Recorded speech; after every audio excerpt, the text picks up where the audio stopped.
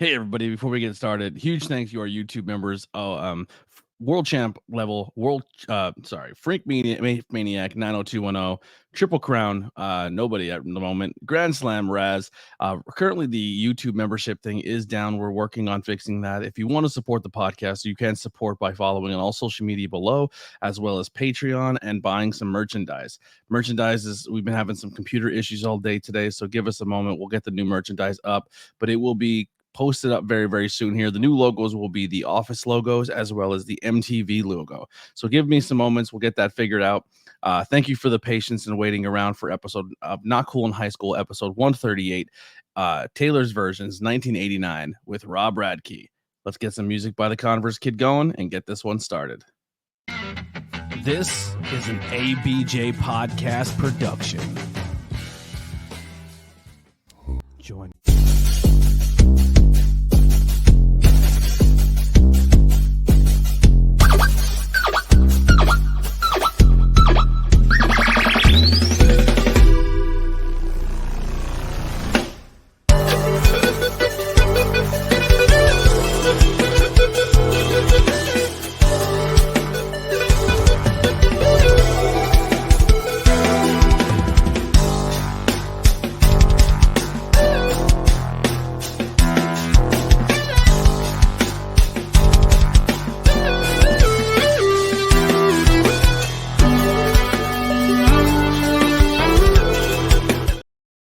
What's going on, everybody? Sorry for the delay.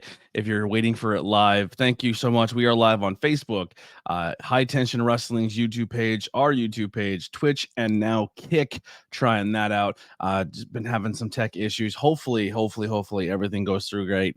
We did have a computer crash a few times here today, so just bear with us. I'm sweating like a pig right now trying to figure everything out. Make sure you follow not only all of our links below for the ABJ podcast and Not Cool in High School, but make sure you also go support our guest links below. Robb does have a pro wrestling tees, Twitter, Instagram that you can go follow. Yeah, he works super hard on the wrestling scene. We'll dive a little bit into that as well. But we are here to talk about Taylor's version of 1989. So without further ado, let me bring in my guest who's waiting so patiently here. Let's bring him in, Robb Radke. What's going on, my guy?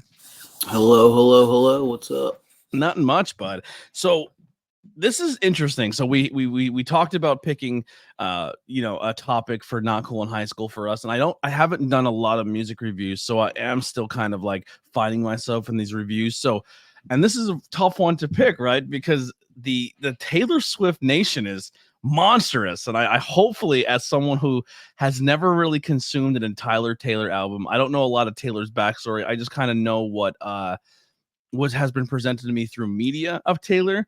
I hope I do this one justice here. Yeah, I mean, I'm not one of the ravenous Swifties. I don't care if people don't like Taylor Swift. It's not like a big deal to me. Yeah, it is what it is. Yeah. So what made you choose this album or the artist of Taylor Swift for your appearance here today? So 1989 is the I consider the album that made me like a full-on Swiftie. Mm-hmm. Like 1999 came out and boom, I'm like diving head first, you know. Yeah. Um with not shy about it, just like hell yeah, Taylor's where it's at.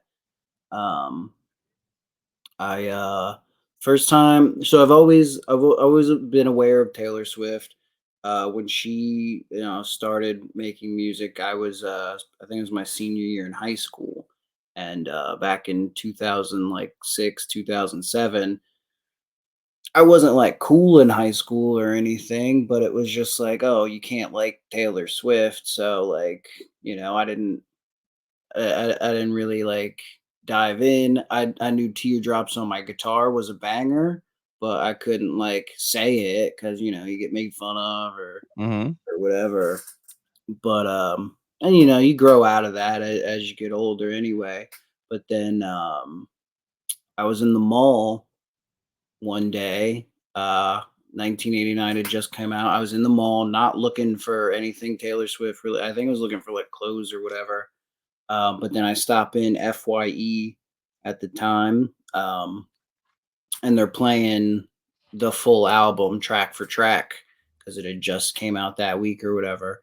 And as I'm like just walking through the store, I'm like, "Hey, this song's kind of a banger." And then the next song comes on, and you're like, "Wow, this one's a banger too." Like this, and then next thing you know, you're 5 songs deep and just like dancing along to it. It's like super catchy, super like upbeat. Of course, "Shake It Off" was like the lead single, and like "Shake It Off," undeniable. I loved "Shake It Off" the second I heard that, even before getting to the FYE. But yeah, that's why I chose this album. It's the album that made me switch. Not Yeah. necessarily my favorite album, but it is the one that brought me to the Taylor world, Taylor The Nation. yeah. So there is a possible follow up for another Taylor album future episode with us. But I think Shay has claimed a stake of possibly joining us for another future episode if we do another Taylor album, which I think would be really Absolutely. fun. I did consume a little bit of her newest album, and Mhm. so I kind of say like I think I'm a little more into modern Taylor than I am this Taylor, but going back and listening to this album, without kind of burying the lead, I was pleasantly surprised with my experience. But the biggest thing we kind of want to touch on with this new album is we'll kind of get into the backstory here for a moment. So I'm going to go on a little bit of a ramble, but some key notes is the new album better produced, and does it capture the same emotions and feelings as the previous version of the other album? And then some people say that Taylor's versions of 1989 in general as an album is considered a pop Bible. Have you ever heard this term for this album? I don't know that I've specifically heard that term, but I do know like the Swifties, like a lot of the Swifties love it. 1989. Uh, I saw when I went to the Eras tour a lot of 1989 era cosplays. Like I think maybe that's like I don't know, maybe I don't even know how to describe it, but 1989 really is kind of like a almost like a peak of like Swiftiness, if that makes sense. Like when you Yeah. think of a Swifty, like this kind of album is the one my mind goes to. Yeah. All right, so I'm going to kind of do my spiel of my little research just to kind of, if you're not a Swifty fan like I am, I approach every single episode and review as if no one's ever heard it before. But this one, I'm the one on the rock. Hi, me. It's the problem. The problem. There's your little note. But this is the fifth album in Taylor's in discography. This concept, this album was a complete full dive into her pop genre after her album Red, which she wanted to be pop, but her producers and everybody like that was like, no, stick to the country. That's your niche. Don't try to cross over. Because at this point in time, really, no one from country has fully crossed over to pop, because it's usually the other way around. Usually failed pop stars at this in the history of country have become country artists, and a lot of country stars couldn't break into that mainstream pop. And she's this young, very pretty, like little girl who's like, innocent. And this is kind of like there's always that spot where that artist goes from the, that young girl to like the mature, and do they age with their audience? Because she was kind of always all stuck in this thing. Her serial dating is really talked about at this point in time in her career, and people are kind of giving her shit for that. I was stuck in that loop where everyone's like, another Taylor Swift song rapping about a boy and heartbreak. And she kind of was held to an unfair standard, because most pop and country and music in general is heartbreak. Like that's what makes good songs. And just because her life has always been so public, and she's been public about her life, she's kind of been held on a different standard, which I don't really think is fair. So she goes and she actually misses the Grammy for the album Red, and it kind of triggers something in her. She's like, you know what? I don't care. I'm doing me. If it's my downfall, I don't give a shit. I'm gonna fully go into this album 1989, and I'm gonna lean into the pop. So instead of more of the guitar and that country vibe, she goes full drum beats. She goes full synthesizer. She really channels that 80s era pop in this album with this. And the stuff that really sets this one apart is the marketing, right? So this is the one of the albums where it shows her growth as a woman. She talks about, you know, kind of moving out, going out on her own, experiencing life, experiencing relationships in a different aspect. um she's trying to carry over her country fans, but also lean into a new pop style. She's developing a new look. She's kind of went from that, I guess, the country look to her pop look, and setting that tone. And this is really the first artist or album that really leaned into social media when it came to really pushing this album. It wasn't really done in this aspect. It was still kind of in that aspect of for the younger listeners, where she was very active on social media. She would comment and post and lean into the social media aspect and communicate with her audience. And I feel like this is the moment for Taylor, for my research, is where she set herself apart and started the early seeds of what we now know as this giant mecca pop sensation, or just pop culture icon of Taylor Swift, is kind of this album, because she leaned so heavily into the way she marketed this album, which is like, I would feel like her launching point. Like using social media to promote and grow, as well as like taking huge brand deals. So she leaned it into like Subway and Coke and like Verizon and all these different huge media outlets to promote this album. Everywhere you turn, like, you were just talking and hearing about Taylor's version of 1989 and the importance of her crossing over. There was a moment on iTunes where there was a glitch on the first album, where a 10 to 8 second preview of the song White Noise was released. Was it a glitch? Was it marketing problems? Was it what? Not marketing problem, marketing genius? Who knows?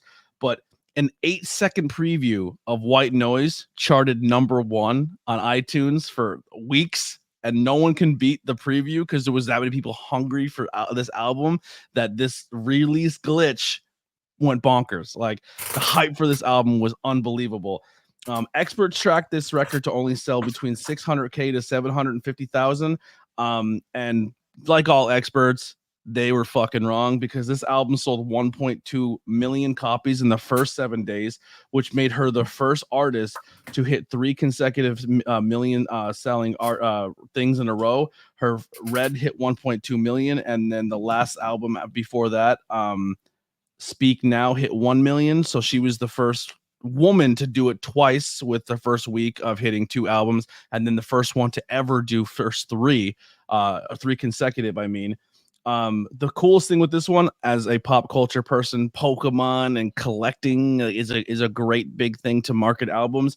This album had 13 random Polaroids that were put inside every album, and it was a little Polaroid photo with lyrics below it. There was 65 total Polaroids that you can collect. So they were like the Willy Wonka tickets. People were buying massive albums so they can collect all of these Polaroids. It's fucking genius. Like, if you want people to buy physical media once again, that's the things you have to do. Because when Taylor does this, like, when this is kind of the big thing that sets physical media apart, is if you have those special moments. And not a lot of people do that kind of stuff anymore. Do you still have your Polaroids from the first album? Did they survive? No, they did not. I don't have. I did. I will say I did. That day, I did hear the album in FYE. Like, I walked out with it. Like, I bought the CD right then and there. I was like, I can't. I gotta buy it. No, I got no idea where that CD would even be. I wanted to, because everything's been going crazy. I wanted to go on like eBay if someone's selling like the original 65 set of like the Taylor's albums, like if that's like a big deal or not. So maybe we'll do a little research on that in a few. Another interesting thing with the first version of this album before being re-recorded is she pulled the album and her entire discography like a week after the album dropped from Spotify. She said she was really pissed off of the way Spotify was paying its artists with streams and revenues, because she hit 3 times now million and didn't really see the benefit of being on that platform, because it wasn't giving her, you know, the right proper, what she felt the proper money. and she set a tone for that. A lot of artists then did that. She didn't go back to Spotify for almost 3 years. Now, even with this new album, she's doing a special release on Spotify where she talks and does almost like this podcast where she's doing an album track by track breakdown that's exclusively only on that platform, because that platform has changed its policy on how they pay artists. Taylor kind of took a risk during a huge moment and change in her genre career to also pull from some of the biggest audio streaming platforms, which was a really big deal. Once again, criticized for her personal life and serial dating. This album tour was filled with tons of superstar guests. So every time she would hit the stage with somebody and go to a city, she would have a special guest and a special thing happen. This entire tour was recorded for a music video. Famously, during this album, she had on stage Kanye West and Nicki Minaj come out, which is like squash the big beef, which was a huge thing. So this tour on the album was talked about.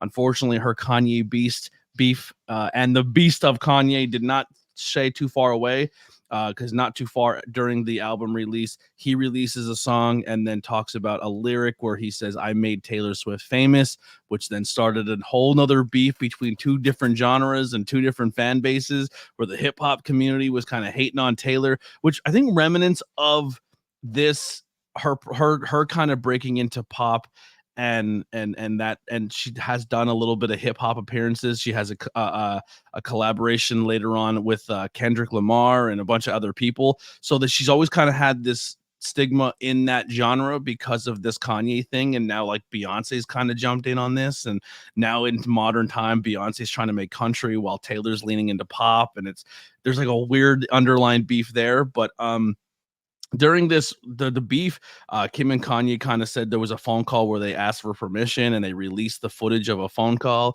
And then, a lot of people attacked Taylor, where she kind of went into hiding social media wise and really stayed away from that kind of stuff until an actual phone call emerged of saying that the other one that they released was doctored. And I don't know the whole detail on it, but it really launched her into another stratosphere because she leaned into it publicly. Like, she went and talked about it. She was like, instead of staying quiet, she was like, listen, the biggest thing I will say that I respected Taylor with this is she's unapologetically her. She doesn't really care what people think. She's not going to be quiet. She's not going to let bullies kind of dictate the way she feels. She's going to do her on all costs. And I think, how you said, this was the album where it kind of became cool to be a Taylor fan. If you were a secret Taylor fan on the older stuff, this is the album where you kind of like you unveiled the shirt of like, I'm a Swiftie, and like this album was the catalyst to a lot of that. Anything else on the first go around with this album that really stood out to you when it came to marketing or anything like that that I missed or touched on, trying to kind of rewind our brain to go back to those early days of the 2014s? Nah, it's more than I like. I wasn't privy to like the marketing of it or anything. Like I Mhm. said, I heard it in a store and I said, all right, this is for me.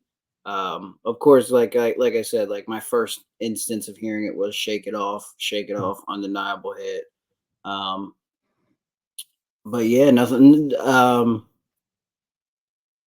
As far yeah, nothing marketing wise. It was just like, okay, I guess I like Taylor Swift now. Yeah. This is another huge one where she broke really big into China. If you look through all of the charts here, she's number one, essentially straight down the board. Uh, Double platinum in Australia, gold in a whole bunch of countries: Italy, Germany, Denmark, France, New Zealand, Poland both hit platinum. Portugal gold, Spain and United Kingdom went platinum. Trying to just look through here some more. This did have a cassette, CD, and digital download streaming. It's cassettes. That's crazy. Vinyl. It had an LP later on. Digital download and streaming is still there. It's listed in the number one for 2023 and 2024 for albums. It won tons and tons of awards. We'll be here all day, but let's kind of dive into now in 2024. We have the re-release. Sorry, am I doing? Yeah, October 27th, 2024. We have. I actually did it backwards. Sorry. I'm looking at the wrong thing. 2024 was the original one. October 27, 2023, this album drops where it's Taylor's version. Now, it was a whole nother backstory that I really don't want to get into because I don't know the full details and I don't want to do it wrong. But there was in 2009, there was a response of regarding her masters of her back catalog where she didn't have the rights to them. The previous owner, there's some alleged things going on, or maybe it's not alleged, maybe it's fully out there. I don't want to get sued, but there was some stuff going on with the person who she originally recorded masters with and some stuff that was going on there. So she actually went back into the studio and started re-recording all of her old albums, kind of giving them a newer vibe, a newer feel, but still staying true to what they were as originals. And this is one of the most anticipated ones ever, like we said before, the significance and the importance of 1989, her going back into the album, re-recording that was a huge deal. And just like the first time the album went through, it rebroke all of the soul mods, and it was essentially a cool. Some people thought it was a cash grab, kind of looking into it, where it's like, oh, here she goes again trying to do it. But I think the importance of trying to own her masters was cool, because that's one of the biggest things when you talk about music, of just breaking down the artist not owning sometimes their things. So she really fought hard for that, and I kind of give her a lot of a credit. But when it comes to listening to the original and then going back to this version, is there any songs that you listen to that like changed too much? Or I kind of did. I listened to a few YouTube videos where they compared both songs. I think it's insanely minute in some of the productions or changes of certain tracks. Yeah, most of the Taylor's versions are mostly one to one. The main difference is, there's minute differences. Main thing is like, her voice is more mature because she's older. Hmm. Um, yeah, there's nothing on 1989. There is one on, I believe, Red. Whichever stay is on. That one I felt like changed quite a bit. That wasn't my cup of tea. But 1989 now, it's all pretty standard. I always just go with the Taylor's version just because like that's It's what hers, and she's that's yeah, I don't want to yeah. feed the monster. I don't care if other people do. Like I know there's some hostility in the Swiftie community if you're still listening to like the original. I don't care. I'm not gonna. It just out of respect or whatever. Not Hmm. that yeah, but yeah, they're mostly similar. 1989 is pretty one to one. Yeah. So I will say, kind of before we start breaking into the tracks here, just making sure that's not me buzzing here. Is when the album picks up, I enjoy it. Right, I'm into the tracks. I'm kind of breaking down things. It's not an album or a style or a genre that normally I would dive into. There's like some of the stuff I can't, like the first couple. I had to listen to this a few times. The first time I listened to it, I still had to break that mold in my head. I'm listening, like I'm trying to put myself into the mind state of a 2014 Taylor Swift and not really know any of the backstory, anything really about her. And I listened to the album and I was just like, I mean, it's easy listening. I know some of the hits. They're like, I've heard them before. I'm aware of their existence, and I'm kind of listening to it through the eyes of like just what I've known from her, of what's been told to me through the media. Like, oh, another breakup song. Nope, another breakup song. And I'm kind of not really listening to the lyrics of it, and I'm not diving into it. I'm just kind of having on a background noise.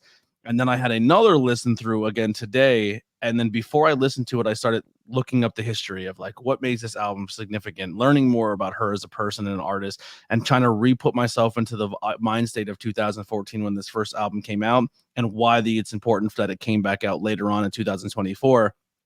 And then went back and listened to it on Spotify with the lyrics. So listening to it and reading the lyrics while I go, and I was like, oh, there's some aspects of this album that I really enjoy. One of the things I don't enjoy with this, and it is a lot more with pop, but Taylor, I would say, really leaned to it more into her older version of music, very reliant on the hook and chorus, not a lot of verse. Hmm. Would you agree with that? I don't know that I would agree with that. I think So here's my experience with pretty much any Taylor Swift album or any song. Like you can listen to it five different ways. You can make yourself sit there and listen to it with the lyrics, without the lyrics. Doesn't matter. And sometimes, when it's new, it's just not gonna hit you the way that, like the new album, I got that a lot with. It's like it's just not hitting me like a Taylor Swift song just yet. And then randomly, that song will come on in a shuffle, and a lyric will just like grab you and Mhm. open up a whole new world. And then it just like then every time you hear the song after that, it's like because her I think most Taylor Swift fans would, and even probably some of her critics would agree, her strongest asset is like her lyricism. She's like a songwriter. She's a Mhm. wordsmith in a lot of regards. And I think this album, yeah, the verses I think paint more of a picture than the choruses most often. Like "Shake It Off," for example. My take on "Shake It Off" is like, yeah, it's just a, catchy, fun pop song, but really, what she's doing with the song is she's, like, taking ownership of all her, criticisms. Mhm. I go on dates and can't make them stay or can't dance, like, she's kind of just calling out all the things that people say about her. It reminds me of like that last rap battle in 8 Mile when Eminem or B Rabbit is just like, yeah, I am white, I am a bum. So then like, Mhm. she's taking ownership, she's taking control of the narrative of the things people say about her and using them for her own benefit. And so yeah, I think I think maybe this isn't maybe her most lyrical album, but it is for sure like the stuff is in there. It's for sure. Yeah. No, I will definitely agree that this is definitely not her lyrical album, top lyrical album. Like you listen to modern Taylor, and instead of hearing the hook and the chorus over and over and over as predominantly the catchy beat, she leans more into her lyricism later on. But there is shades of songs here where it almost we'll kind of get into it here in a moment, where I was like, I want more lyrics. I kind of want more of a breakdown of what you're trying to tell me in this song, because it was like a really good gem in there, and then Mhm. it disappears and she's back to the hook and chorus on repeat again. And it's like, oh wait, there was some substance there. I kind of want to know more. And it's not so much like in the aspect of where I think a lot of people lean into hers because they want to hear her side of the story on a bad breakup, because she did publicly date so many famous people. So people are dissecting it like, is this lyric about him? Is this about this? Is he a piece of crap? Like it kind of sparked up that like almost Jerry Springer ish, but she's not doing it to be beefy. She's doing it Mhm. more to be like, I'm just putting my business out there, or like speaking on what I want, but once again, because she's the girl who's crossing over. She's the girl who's in your face a lot. She's all over social media. She's all over the news. It's like it's a double edged sword, like to kind of be honest about your personal life, but then also um, you know, because you're dating celebrities and public people. So let's kind of break into it right here. So we'll jump into the first track of the album, Welcome to New York. This one here, I kind of wrote down. This is really like setting the tone of, hey, I am no longer country. It's very very country. It has the electric pop beep synthesizers, and it's really saying like, for like it seems like it's getting rid of past trauma, past heartbreak, old baggage, and then kind of starting new in a new city. And that's kind of what I got out of that song. Um, First song, like I said, I don't think you're anything that's gonna stand out, but it's a good opening, upbeat. Let's have some fun on the album. Mm. Yeah, no, it for sure sets the tone on like, hey, this is what this album is. Um, I like to say 1989 is a no skip album. Um, but the caveat I usually bring up is if there was a skip on this album, I think it's "Welcome to New York," and maybe that's just my personal take on it. And I know it is. I That's know a lot interesting. of people love that song. It's Yeah. just that so Taylor Swift is great at being a like a billionaire, but can also like relate to you. You like, yeah, I can relate to Taylor Swift, even though, we live in two entirely different universes. Uh, Welcome to New York, to me is just one that's like not necessarily super relatable, just because it's like, oh yeah, your view of New York is like, sunshine and rainbows, and frozen yogurt on every corner or whatever, and it's like it's not a lot of people's experience with New York. So Yeah. and I get it, like, Frank Sinatra did the same thing. It's just like an anthem kind of deal. Um, but yeah, I'm saying if there is a skip, there isn't. So like, not saying I'll skip it. Like it's a banger. It's to me that is just like the epitome of just like it's just a fun, poppy, catchy song. Let you know what the rest of the album's pretty much gonna be, and like, yeah. There's a lyric in this that really stood out, of a 2000 writing this as a 2014 Taylor Swift in a country universe, then crossing over to pop as well, which is insanely progressive. It's hard to think about in a 2014 aspect, but then kind of rehearing it in 2024, you're like, wow, look at you, Taylor, proud of you. She says, "You can love who you want, boys and boys and girls," which was like a huge lyric of like she's standing up for the community, which is kind of dope. Which is like, once again, kind of looking back in 2014 glasses as a country girl who is singing to a certain demographic of people. Like this is an out. That's a lyric that sets a tone there, starting off Yeah, this new version of Taylor Swift. yeah. Um, so let's get into the next one here. The next song on this one is going to be Blank Spaces. Um, there's I'll let you break some of these down because, like I said, a lot of these are gonna kind of blend for me, and it took me a few playthroughs to kind of pull something out of it. I'll also when I go to the first song, if you don't mind, I'll kind of, because you're the person who kind of picked this. I'll let you kind of say how that song, if anything stands out to you with it, and then I'll kind of go from there. Okay. Anything from me for Yeah, for Blank blank Spaces. space? Yep. Um, I just know that the overall tone of this song is just kind of like, kind of calling out the shitty behavior of men for just being like writing women off as crazy, you know, anytime they disagree with something or whatever. So she's again taking ownership and like making it like her own thing. Like it can, you know, it's going to be forever, or it's going to go down in flames. Your pick, basically like, you tell me when it's over if the high was worth the pain. Like I don't know, like those are pretty,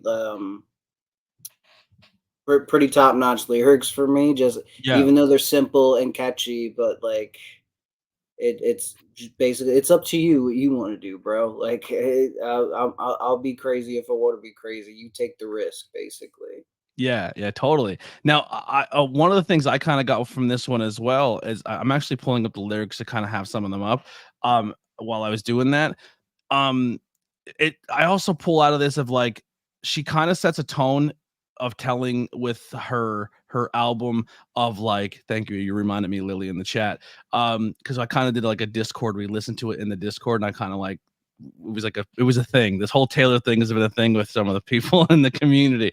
But she kind of makes it very clear in this song too that like, hey, I have a dream, I have a goal, I have passion, my music is here, but I also want to experience love, a young love, and not so much be a serial dater, but like, hey, this is what I'm willing to do in this relationship.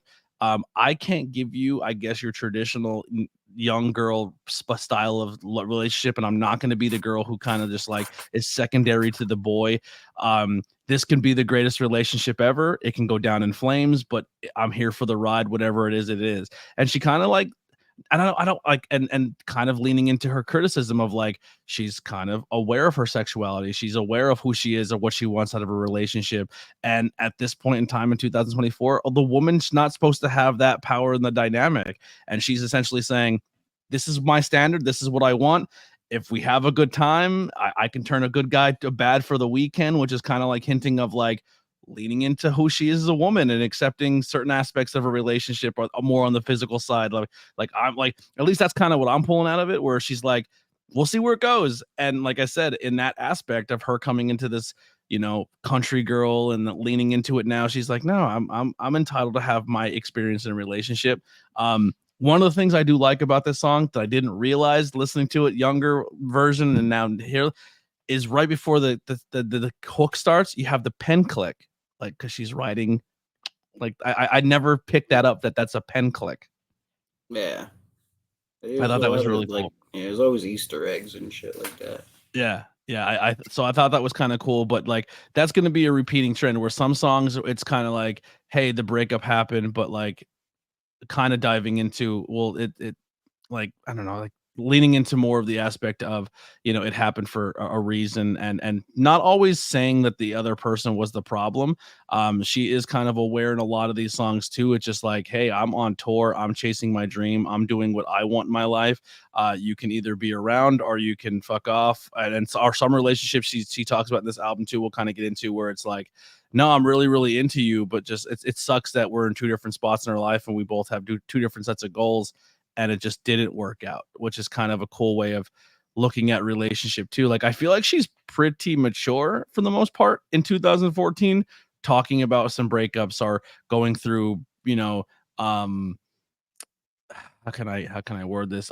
Going through um her emotions, and but also putting her emotions onto pen and paper, and kind of being uh putting herself out there in that aspect. But let's get into style. So, style, I think that may have been like the song, the first one I heard at the record store or whatever was style, and I just really like the vibe of like the James Dean daydream look in your eye, like Mhm. just the kind of world building that she creates with the song. Um, and this one I think is just a simple, like, painting a picture for, nice couple having a good time and all that shit. I'm sure there's a deeper meaning. This is before, like I said, this album was my first album, so that I didn't really deep dive into a lot of it. I Yeah. just like the vibe. Yeah. Um, I think that's a probably a good overshadow for the album. Like, it's a vibe. Like, Yeah, and I yeah. know that word gets thrown around a lot. It's cliche and whatnot, but like the vibe of this album is just like it. Yeah, it's a good wave to ride. Mhm. No, I totally agree. One of the big ones I got out of this one is no matter how bad the breakup and stuff really was, uh, when they reconnect or they reconvene or they see each other, maybe if they're get away from each other, like she's kind of leaning on the aspects of what makes, like kind of looking at the positives in the relationship sometimes, instead of always the negatives. And no matter how far away they go away from each other, that they'll always be in style. They always find a way to reconnect or have those common grounds of the positivities in the relationship, whether it's positive or good. But I'm kind of going back and listening to this. This is one of the songs where, as you listen to, you heard so much of growing up, that you're like, oh, this song again on the fucking radio. But kind of like taking a break from it and coming back to it and listen to it, I think it's one of my favorite songs on the album. I really like style. Like I like the beat to it and stuff. Yeah, Um, I think those first like guitar licks are like pretty iconic. Like mhm. it's a And good I intro. style, I believe, looking at it here, no, it's not even close. Never mind. I was gonna say I think style is one of the most played songs on the album, but no, there's a clear number one when it comes to that. What do you, real quick before we break? What do you think the most listened to song on the album is, on Spotify at least? Uh, it's not "Shake It Off." I don't think. It's That's not. I think that would be like I think it's Wildest Dreams. Wildest Dreams is like 713 million plays, and I think the second most played is, it's looking like This Love with 244 million. Oh, nope. Slut has 254. Oh, well, yeah. Now We Don't Talk, 258 is pretty high. And then Is It Over Now, 392. So the second place is 392 million, but 713 million for Wildest Dreams, which is That's 700. Could you imagine 700 times, like 700 million times for one song? That's I crazy. do believe, though, I don't know if this has anything to do with it, Wildest Dreams was released, like, well before the rest of the album with the Taylor's version. Got you. Got you. Yeah. Um, all right. So the next one here we have is we're gonna dive into uh Out of the Woods. Now, this one I had no idea what was going on with it. I listened to the lyrics, I couldn't pull really anything out of it. And like I said, it was a lot of the "Are we out of the woods? Are we out?" Like it was a very repeating hook lyric thing. Um, like I said, I really couldn't pull much out of this one, but like I said, it was a good vibe. It wasn't a bad listen to, but this is like one of the songs on the album. When I was listening to it, I was like, all right, I'm getting a little like repetitive, all hook, all verse. Not enough verse, but all hook and all chorus. I get that. I get that, the Out of the Woods being repetitive. I think the Hmm. heart of this song really is in, like, the breakdown, at the end, but, overall, the song just being, like, in a relationship, having troubles, having turmoil, then seeing, like, a little, like, uh, time of peace or whatever, and just wondering, like, "Are we out of it, like, yet?" Like, and I Yeah, on like, the repetitiveness, I can understand, wearing on you, but it is, like, constantly wondering, like, "Are we out? Are we out?" I really would like to know if we are out of the woods, if everything's gonna be good. Like, yeah, that's what I take from that, but, I just really like just the melody, and really just the story being told, the picture painted with the breakdown, yeah. the whole hospital room, and all that stuff. Mhm, and, the how you were saying too that out of the woods, when if you go through a breakup or a relationship or a friendship or a fight or whatever it may be, you have that moment where you're kinda, like, in your own head, like, is this pain? Is this discomfort? Are these feelings? Are these things ever gonna go away? And like you said, are we out of the woods yet? Have we broke through the other side? Are we gonna be together? Are we not gonna be together? Are we still gonna be friends? Are we still gonna talk? Like, all that uncertainty, and I can kinda see it feeling like you're lost in the woods and trying, are we out of the woods yet? I definitely see where you're coming from on that. But like I said, like that one, it was tough for me just kind of being going through. There is a point in the album for me when I was listening to it, like the two or three times I did, or three or four times I listened to it, where I felt like the album just started to blend together for me. And I was just kind of like, it all became one track, if that makes sense. Like it was hard for me to just start taking, because there is a lot of tracks on this album. It is very, it's a longer album because, especially if you listen to deluxe versions, right? So you listen to track one through whatever, and then it had three bonus tracks on 1989 that were like the deluxe versions, and then on top of the re-release Taylor's version, there's another five tracks. And there's an album between like, because I think what listening to this going into it, like, okay, Taylor's version is important for this reason. Here's the original album with bonus tracks, and then here's the five songs that followed it after, which were kind of written during that time but not released, and then her going back and then revisiting those things and then bringing these back out. So there's a break in the album when it comes to this, at least, where um you're excited for something new, but there is also a point for me where everything kind of just like molds to one whole experience, if that makes sense. That, I think, is a conversation to be had about a lot of modern artists. Hmm. Because the original album was like 13 songs, and then there was a deluxe version like a couple months later or something like that, like traditional.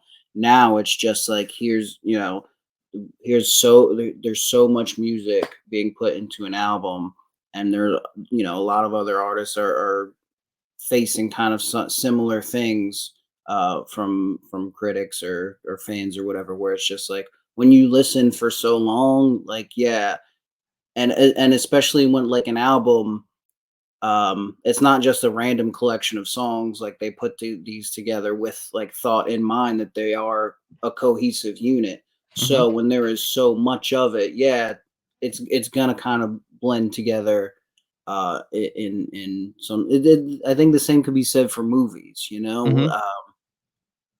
a 3 hour movie, a hour and a half in, I'm like, I need something else. I really need to You got to watch shift something gears. else. Like, Yeah. um, yeah. So I get that for sure. Like, but like I said, when I bought the CD, it was 13 songs, so it was very palatable at the time. Yeah. Yeah, and there's like I guess the hits, right? I think definitely what makes this album stand out is the hits. When you have your blank spaces, your styles, your shake it offs, your bad blood, your wildest dreams. I would probably say what like a this love was a pretty popular one. Like you're it was very heavy in the beginning of the album with the hits, and then once that last hit of the album breaks, everything after is kind of like, all right, well, I know that there's no more radio songs on this album. So maybe you kind of have that peter off of like, all right, I can't really sing along. I can't vibe. I can't bop. I don't have that catchy beat. Like, and then the rest of the songs kind of are her just kind of putting her music and emotion into it. And it's not the ones that kind of caught you on the radio or on a music video or wherever it may be. I think that's done intentionally. I don't dive super deep into her process, like I said, but I think Mhm. like I know there is a thing where it's like, oh, a track 7 on all her albums has kind of like there's an importance to the track 7 or something like that. Interesting. Again, I not a deep dive Swifty. I just Just consume. huge fan. Yeah. Um, but I think that's kind of on purpose because, when you think about it, the climax of a story is not the end of a story. There's still resolution that has to happen after that, and I think, and that specifically, and we'll get into the song "Clean." Um, I got that sense from that, where it's like, okay, we're kind of like wrapping everything up. We're kind of settling down. Um, yeah. Yeah, no, totally. All right, so the next one is All You Had to Do Was Stay.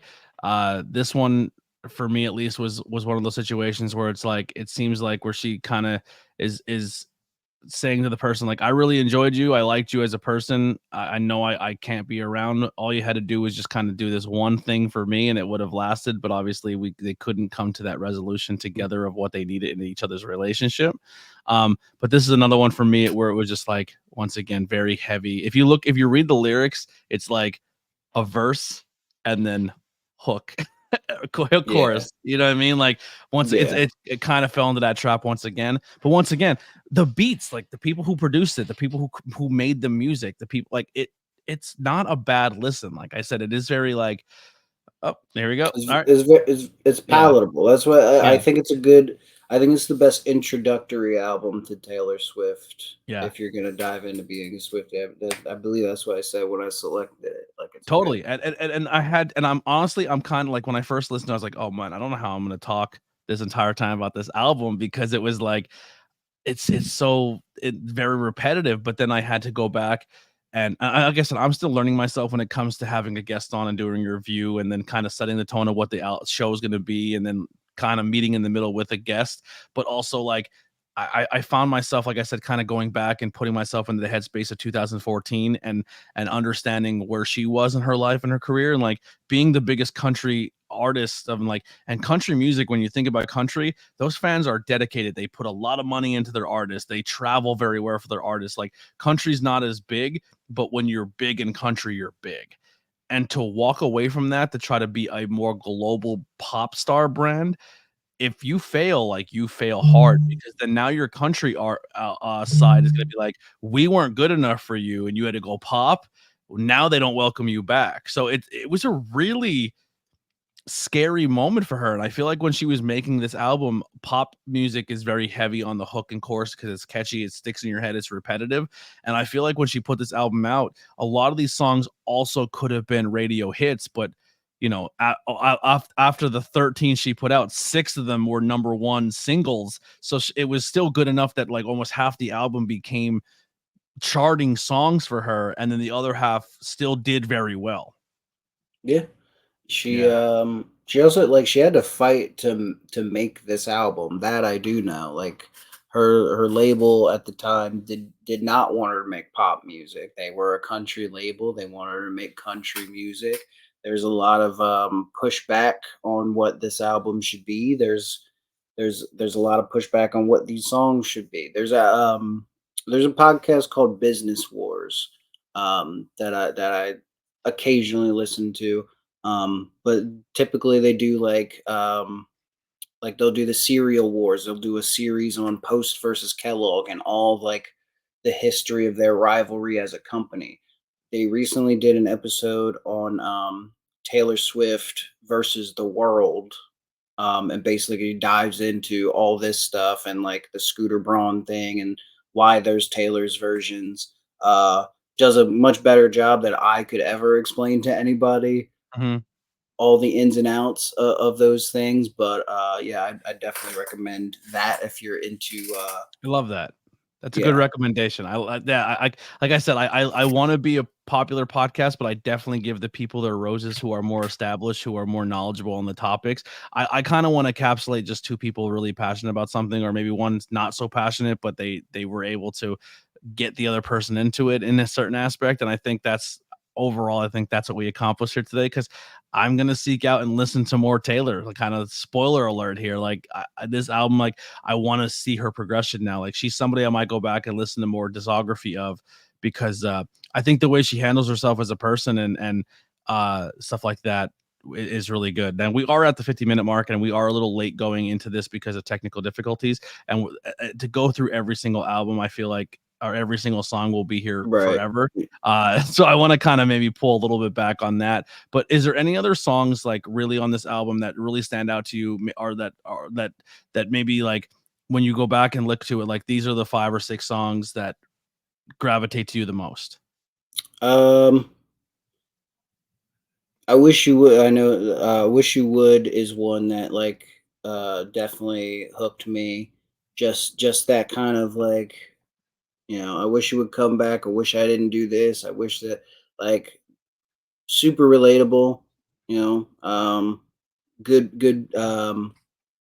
It's very epic sounding, if that makes sense. Just a Mhm. kind of cinematic in a way.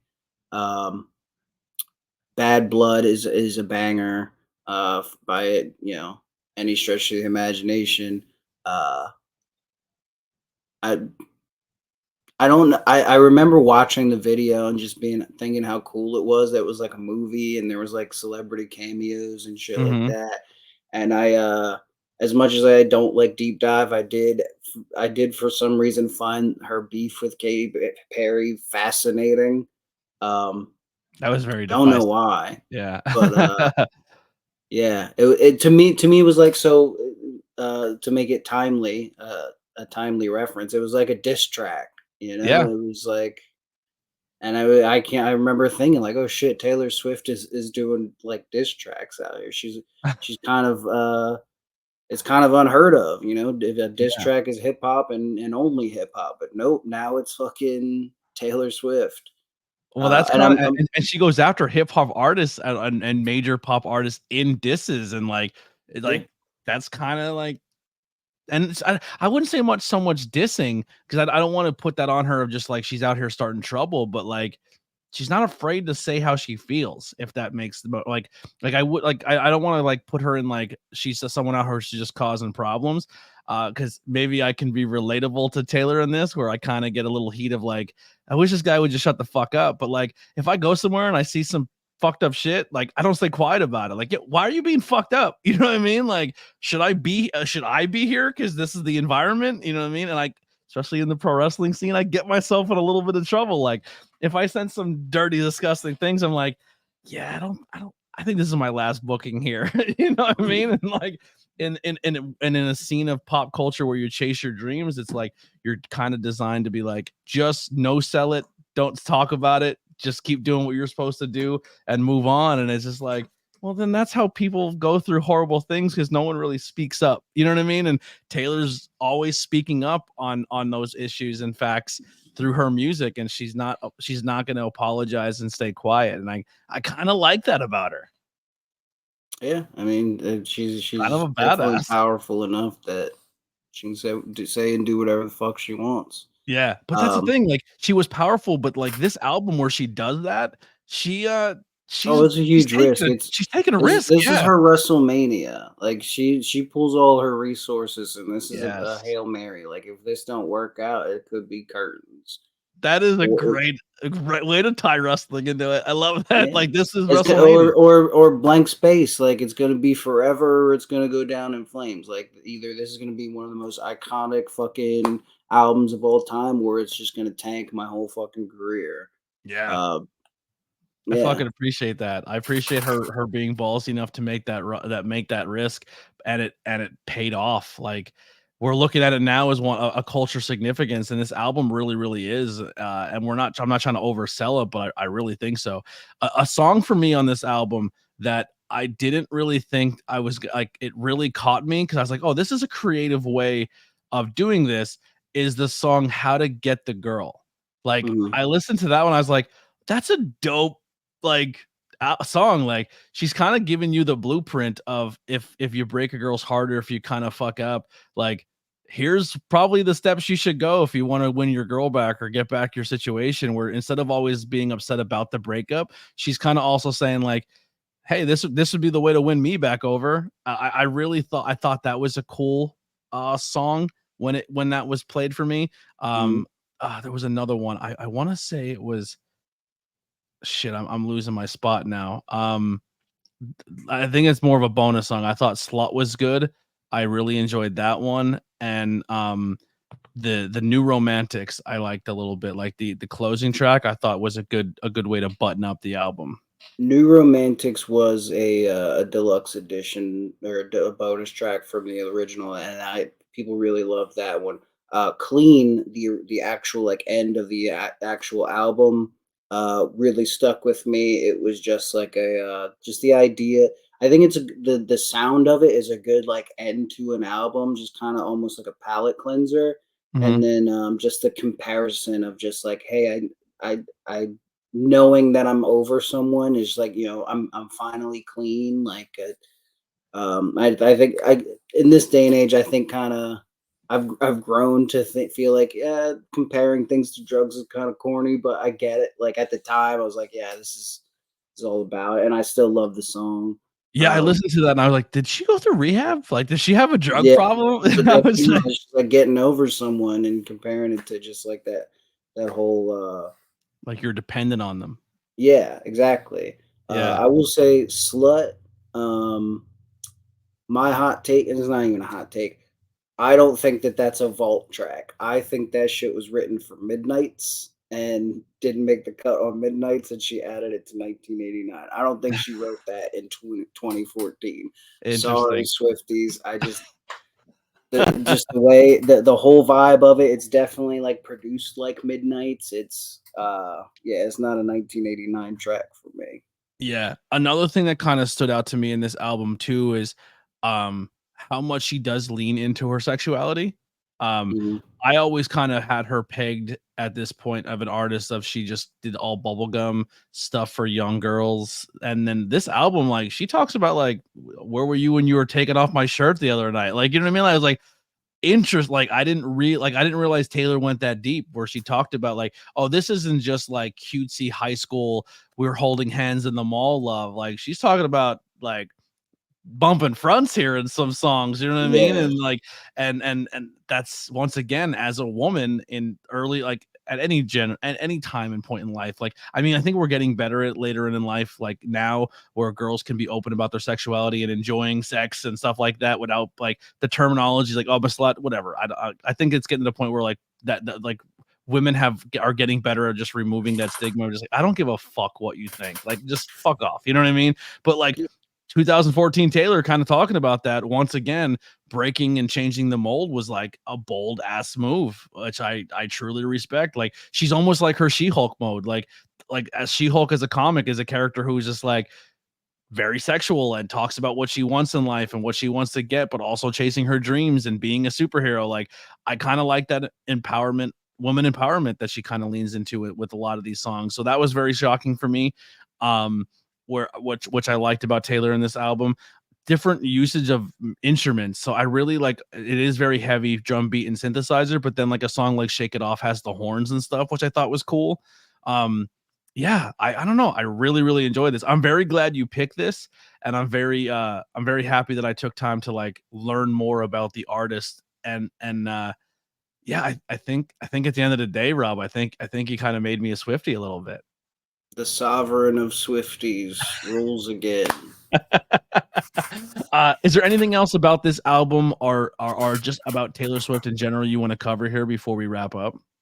Um, I just I have fond memories of when this album came out, I had just started training to wrestle, and I had ended up losing my job because I was training to wrestle, and I ended up working as I worked on a dairy farm for 2 years. I was a farm hand to try and kind of make ends meet. So my I just have memories of just like walking onto the farm early in the morning, and New Romantics is in my headphones, and yeah, a lot of good memories with this album. Again, I think it's the most it's the most Taylor Swift album. I think if someone was to try and get into Taylor Swift, this is, I think, where to start, even though it's not her first album.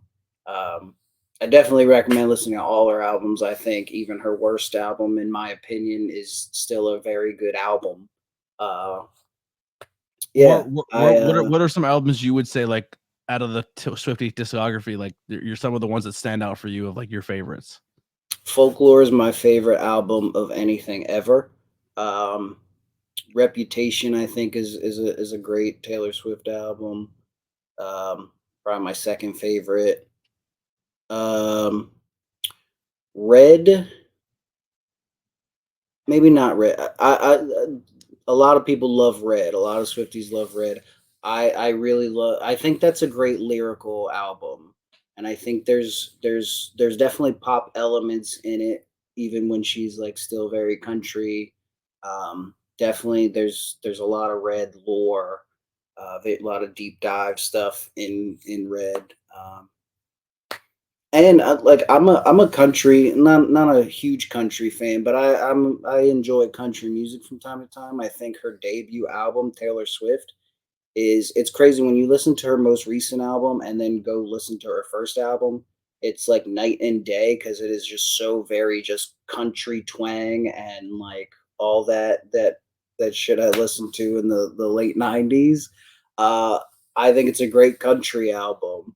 Um, a lot of Swifties kind of don't value it because it is a country album and it is she was like 17 or whatever, but like I think it's phenomenal. Yeah. Yeah, she's definitely someone who, just like I said, is very hyper criticized and looked at, especially now and today with celebrities, is like they're really under the microscope. Like if you don't say the right things or say to do the right things, like it is crazier now than ever. But yeah, no, I Also, when the idea that so even when I wasn't like an outward like big Taylor Swift like out telling people I'm a Taylor Swift fan, big fan. I never got the idea that oh she's just singing about ex boyfriends because I grew up on like Boys to Men, like all that kind of mhm. R&B shit, and all that shit is about getting broken up with. Like it's all the same. So I never understood why she got this like criticism for doing the shit that everybody's favorite artist does. Yeah. I also think like the early 2000s, mid 2000s was also an era for me at least, and I'm going to speak on it because like how you said too, like I graduated around the same time as you. I was a 2005 kid, dating myself a little bit, but like growing up, it was very toxic, like very toxic masculine. Like if you didn't listen to a certain music or watch a certain thing or do everything else the boys did, like oh man, you're gay. You know what I mean? Like you listen to pop music, but like for me, my dad was a very classic rock guy, and my mom was a very pop oriented musician. Like not musician, they were definitely weren't musicians, but even though my parents never really like played music, we were very much a music driven household. So like my dad'd be like, here's Aerosmith and here's ACDC and here's Led Zeppelin and The Who. And my mom's like, here's Rod Stewart and Alanis Morissette and Heart. And you know what I mean? So I had a really good vibe of the both genres. So I always had a love for pop music, but it was like you didn't talk about being a fan of pop music growing up. Like I remember having younger, like a cousin, a female cousin, and I go over her house and she'd be just jamming the Backstreet Boys and NSYNC, and I was like, it's catchy. I like it. but I'm never gonna tell anybody at school I like it. Like, I'm a grown ass man, and if you put on a Backstreet Boys song, I know every lyric. I know basic some of the dance. I can't do them, but I know them from watching the music videos and watching people study them and redo them. But like, yeah, there was a point in time where as a man, like, you were not supposed to be rocking to pop music. Like, and I kind of like the fact that it's okay socially to just enjoy what you enjoy. And there was a rough point there where, like, at least in the 2000s, it felt like it was very divisive. Like, if you had to be like, everyone had to fall into certain lines in certain categories, and you had to stay there. And if you went out of it, like, you got harassed for it. Like, that's kind of why I named the show Not Cool in High School, because I want to go back and listen to stuff or talk about things that, like, when I was growing up, you weren't cool if you liked it. Like, you would be an outcast. Like, you're the Taylor Swift kid. Like, it would be a problem in my small little coal region school. Yeah, I mean, even if it's not just like oh, that's a girl thing or whatever, it's just like top 40 music. Like you just weren't cool. You were, I don't know, I guess a poser or whatever, Yeah, whatever they called me, or not me, but like other kids. Like, but it's top 40 for a reason. There's a reason those songs are on the radio. absolutely. So, kind of before we wrap up out of here, do you have anything going on that you want people to know about? Do you have some stuff you want to promote, plug, new merch, anything like that? Uh, sure. If you're in Delaware specifically, or near Delaware specifically, I'm actually I don't know, people who follow me have maybe known I do some work with a community theater occasionally. Um, the theater, the Kent County Theater Guild, is having a variety show on June 28th and 29th, Friday and Saturday. It is a fundraiser to get some new stuff for help out the needs around the theater. So the tickets are a little pricier just because we're trying to get some stuff done. But yeah, it's a variety show. There's some sketches. There's some people performing some, music. I think there's a talent portion. Um, yeah, so I'll just go ahead and plug that. Do me a favor. Could you remind me of that when you get closer, like in a DM? I just Yep, got wheels, and yep. hopefully by Once that this time I'll stuff have comes some out, cat. I'll be like posting and stuff, Perfect. and just like constantly trying to push it to help out the theater. Is that the Just one that you and most of the goons go do? Yeah, yeah, there's an Yeah. exercise. Also, I forget when the next one is, but once a month there's one. There's an exercise called Pop. It's people write short form scripts. Anybody can write a 10-minute script and submit it, and people will just on the spot just read and act out the scripts on stage. It's a good time. Yeah. Now that I have As a far car as again, I wanna get out and support people, and that's definitely one of the things I wanna come out and support you guys down in Delaware, is to come see those shows. hell yeah. As far as wrestling goes, my shoulder's been a little messed up, but my next gig is June 23rd at Fight Club. The show name and all that stuff hasn't really been announced yet, but I do want to get out there. June 23rd, Fight Club in Cheverly, Maryland, near DC. Okay. I'll be challenging for the Chocolate City Championship against Sandino, so come check that out. I think that's all I got for the time. Just one little quick question before we get out of here that's not Taylor Swift related, but more you related, because I definitely still Mm, want to put you over as a person. Mania week kind of yeah, came and gone. Big deal if for people in the WrestleMania scene. WrestleMania week in any city is a situation where it brings the world together for a scene and a type of art form of professional wrestling. Whether you're into it or not, I feel like if you're in a city WrestleMania weekend and you kind of put yourself in that community in that scene, I don't if you don't fall in love with it, I don't think you have a pulse. You know what I mean? It's a really cool, welcoming international vibe, and it transforms a city for an entire week when it comes to like the independent wrestling scene. Um, how was it for you going into Mania week, and having some of the performances you've had, and then post WrestleMania week, how do you feel as a performer? Did it do anything for you? Because a lot of people, when it comes closer to home like this, it mhm. does. It inspires people. It gets people in a new gear. It gets people like it has either one or two effects. How was that for you? So Mania Week for me was pretty special. It was my first Mania Week. I've been wrestling almost 10 years now. Not that I ever tried super hard to get. I mean, like last couple years I did. But yeah, it was my first Mania Week. Super excited about it. Very thrilled to be a part of Sean Henderson presents and Labor of Love's Euphoria, which was the first show I was on that week at Attic Brewing Company. Awesome brewery. If you're in Philly, check those guys out.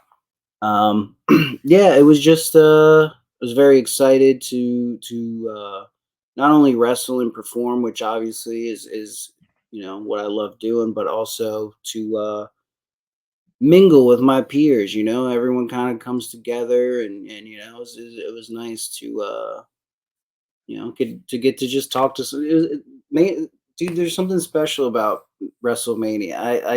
I know it sounds corny, but like, and I had a lot of people talk to me around Philly, fans that were like, "Oh, I didn't know anything was going on. Now I love this shit." Like, it's like, Mhm. it's cool. It really gets more eyes on more wrestlers, and then also Saturday had a big match at Thrashovania from PWI's Kevin McElvaney was in the ring with like a who's who of like super talented, super big like indie names like man like Darius and Alec Price, and I'm like, man, why am I in this match? But yeah, that was a very special time for me. Coming out of WrestleMania week, I did also make it a point to network, make some contacts.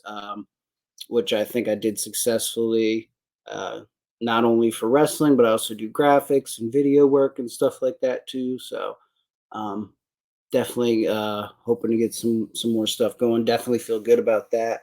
Uh, Mania Week is where I hurt my shoulder, so booking wise, it hasn't really done a whole lot. I'm not like out. I'm just trying to take it Rest. easy. Yeah. Yeah. So yeah, can't wait for the next one. Hopefully I can participate Yeah. again. So I want to say just in closing here, man, like Mania, the build up to Mania and then Mania week, in aspects of like one of the things I really enjoyed is like we showed up at just randomly the week before at Attic Brewing to kind of set the tone of what's going on for Mania week and I didn't even know you were going to be there and it was like a karaoke night. I Mm. had a genuine blast hanging out with you. Like Yeah, it was outside a of the good time. landscape of professional wrestling and singing karaoke, and we got to do something together. Like I enjoyed that. Like I enjoyed spending time with you. Like I feel like I really got to know you a lot more that week. And then the kind of like Hank, because we were kind of the first ones there at Labor of Love the next like for the show the first day and being there super early. We got to be on the news. That was kind of fun. Like I don't know. I felt like I really got to know you more on a personal side, not just the wrestling side, Mania week, and I really value that. Like I thought that was kind of cool. Not throwing myself on you, but anytime you want to hang out, man, just hit me up. I will definitely chill with you. You're a good time. I appreciate that. But just Uh, but you, like I said before during our interview, like you're someone as a performer, like you were very early into my journey of independent wrestling, and you're someone I attach myself to with a lot of different feelings and emotions and learning a lot about the business. And then to see you kind of grow and evolve and kind of know behind the scenes, because you once again you are very candid and open on social media about some of your struggles and hangups and things that you go through, which I think is really good too. Of like you're a masculine dude, man. Like people look at the thumbnail and they're like, "Yo, you and this guy are talking Taylor Swift." Like, I like how you kind of put your heart in your sleeve and you're not afraid to talk your emotions and put things out there, but you're still very reserved and quiet in certain aspects. And there's a lot of aspects of a person of you that I pull from and I root for you. But like I was really proud of you Mania week. I got to see you mostly at Labor of Love, but just kind of even leading up to it, like seeing you at High Tension at Cheeseburger School doing stuff there, and like the character you're developing and what you're kind of putting out as a wrestler with your new gear. Lily even said your new gear is fantastic. Like your kind of reinvention of yourself in 2024, 2023. I've been really proud of, man. And I think you're making great strides. And I don't know how much you hear this or how much you should, but you should hear it more often. I'm very proud of what you're accomplishing. Like I really think you're really finding yourself with this big time, you know, this the new monikers and like the music and just the way you're conducting yourself, and keep grinding, man. Because I'm as an outside source who watches a lot of professional wrestling, I do look forward to your performances. Well, I appreciate that. It's very sweet of you. It's very flattering to hear, very encouraging to hear. So thank you for that. Always, man. Anything else you want to talk about, plug, before we get out of here? No, I guess that's it. All right. I guess I'll Thank you catch you guys on so the next much. one. Yes, please. Well, hit me up in the DMs if you want to, if you have another movie or something else in mind that you want to cover, or another album. Next time me, you, and Shady get together, we could figure out another Taylor thing. I definitely would like to cover another Taylor album, whether it be her newest one at some point in a couple months or whatever it may be. But yeah, I'm honestly, Shay and I have been talking about the newest one. I think if you're gonna have Shay and I on, I think the newest one. that might be a fun one to do. All right, cool. Maybe we'll set something up for June or July. See how people's schedules are. We'll set it up. But thank you all so much. I apologize for the technical difficulties of starting so late. I this computer, I swear, like hopefully this new job kicks in soon and I can start making some money and get myself thing, because this laptop is starting to scare me. We beat the shit out of this laptop, and this is essentially the lifeblood of my content and my life at this moment. So once again, if you can, go grab a t-shirt. New t-shirts will be up tomorrow. Like I said, we have those new logos. And also, I'm not able to put it up, but I'm not sure if Rob wants to use it, but he got a cool little Taylor Swift font Rob Radke logo we sent over. Anyone who does the podcast, Witchcraft by Lily does make up a cool little spoof logo of the subject you pick, and we send. Do you have the file, or did I not send it to you? Just make sure. Oh, I don't remember. All right, I will send you another copy of that to make sure you have it. But yeah, so thank you guys so much. We're gonna get out of here. Here's some music by the Converse Kid. We'll see you on the next Not Cool in High School. There is another episode this Thursday. I'm still pending on the guest. We may have to just move on from that guest and reschedule another day and then put something else in there. So Thursday is gonna be up in the air. I have a couple days to figure something out. So to be determined. We'll see you guys on the next one. Not Cool in High School. ABJ Podcast presents. We're out of here.